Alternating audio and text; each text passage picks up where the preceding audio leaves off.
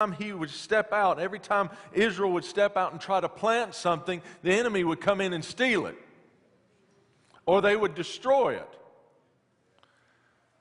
Are you with me? Let's read it just a little bit.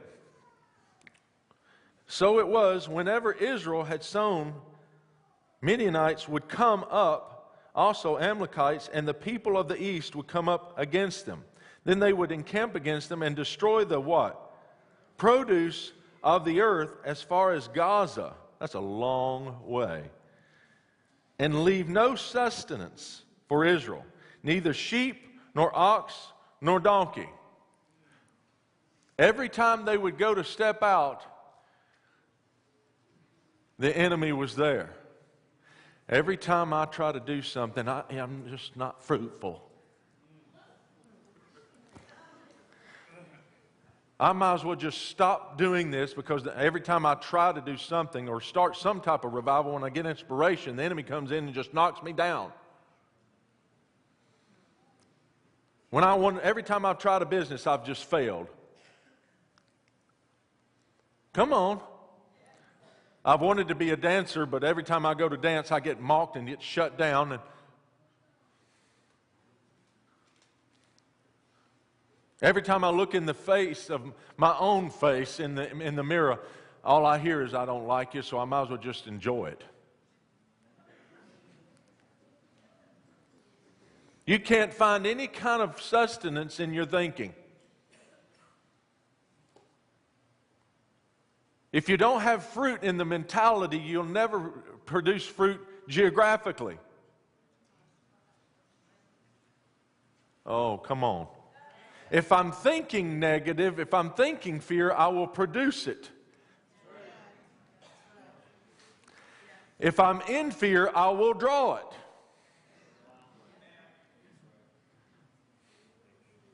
Have you ever sat around and talked about the boogeyman when you were a child? Come on, folks. Or if you've been around anybody that starts talking about the boogeyman, and all of a sudden, man, it gets a little creepy in the room. You're like, oh, man, we need some, get the blood or something, holy water. Because once you start talking about it, it draws it into the realm. You don't realize the demons just started coming in. They are going, hello. And so they have been under this hardship, and they're living these strongholds. So the nature of fear is their life. The nature of intimidation, the nature of poverty and hopelessness is a part of their life. It's just who they are. And every day they're trying to overcome it by saying something spiritual so that they can just get through the day.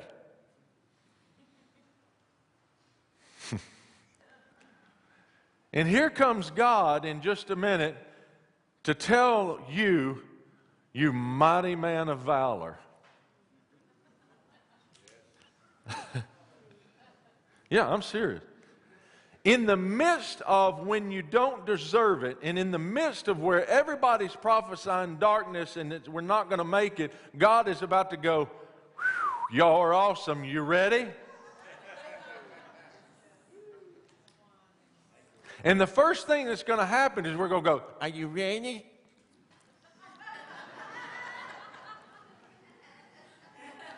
It'd be like Moses coming in, to deliver Egypt. And he gives them this huge promise.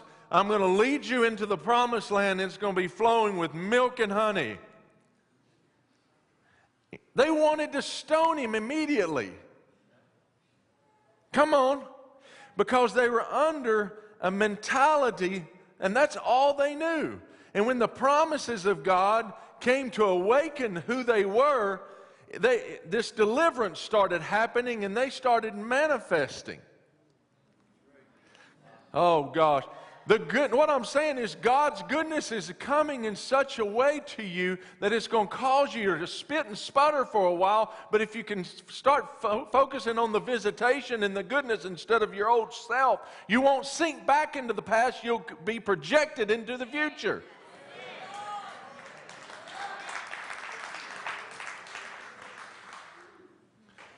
If you're manifesting evil, that means God's standing there going,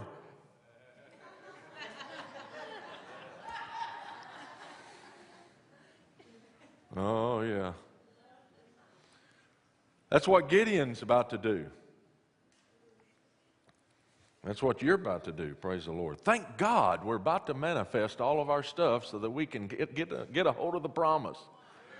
Thank God that we're about to go through change in such a way that He's got to change your nature in order to change your geographical nature.